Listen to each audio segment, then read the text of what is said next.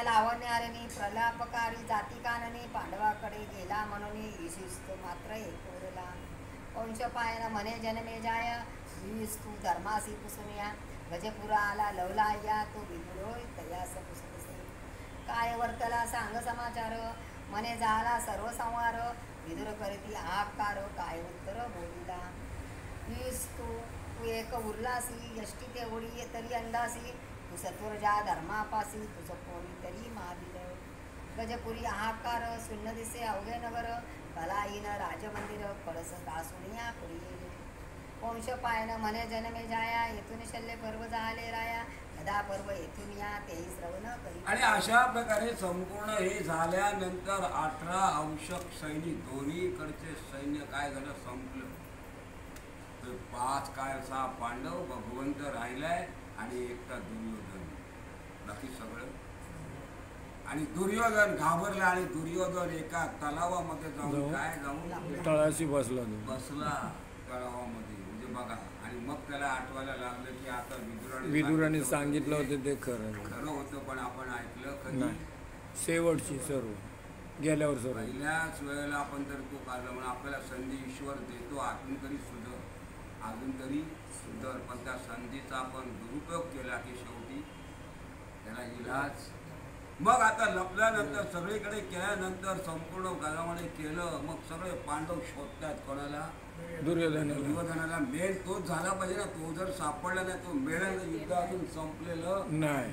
आता या ठिकाणी कवी सांगतात की शल्य पर्व मग धृतराष्ट्राकडे सगळे सांगून जगले विधून सांगते आता तुला पण मारतील एखाद्या वेळेला पांडव.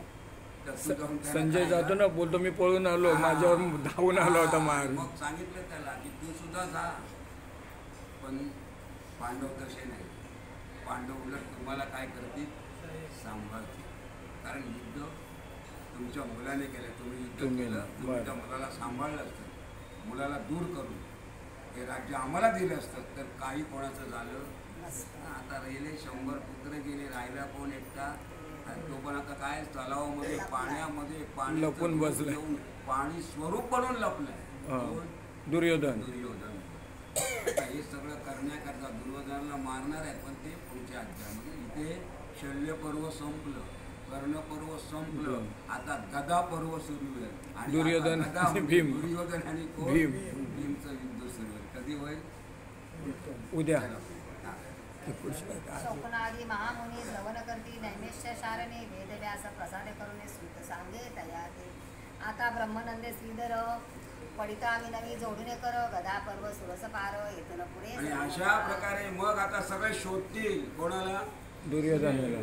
कारण तो अशा प्रकारे लपलाय की तो कोणाला सापडणार नाही. कारण सगळे लोक बोलणार की दुर्योधनामुळे सगळं घडलंय त्याला मारल्याशिवाय चैन. आता शेवटी सगळे मेले 18 अक्षरे सैन्य मिळे आणि उरला कोण मेन सूत्रधार भेटला पाहिजे. आणि मग ते गदा पर्वामध्ये काय होणार दुर्योधन आणि भीम यांचं युद्ध कसं होणार त्या युद्धामध्ये काय बघायला मिळणार हे सगळं आपल्याला ऐकायचं. पण कधी उद्या शुक्रवारी. आज गुरुवारी बोलले गदा युद्ध शुक्रवारी संपला. घ्या श्रीमद मातीर विहारा श्रीधर वरदा श्री त्रिभुवनेश्वरा श्री ब्रह्मानंद तिदरा बोलवी पुढे येथुनिया. स्वस्ती श्री पांडव प्रतापुरंत शल्य पर्व व्यास भारत त्यातील सारांश यथार्थ 50व्यात केले. इति श्री पांडव प्रतापे शल्य पर्वणी शल्य निदान नाम पंचमोश्रुत अध्याय. श्री कृष्णार्पण नमस्ते. कुंडली कौंड्य हरी विठ्ठल श्री ज्ञानदेव तुकाराम पंढरीनाथ भगवान की